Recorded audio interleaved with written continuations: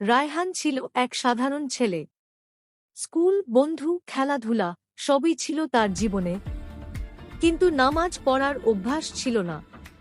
মা প্রতিদিন বলতেন, বাবা, একদিন এই আজানের ডাক তোমাকে জাগাবে।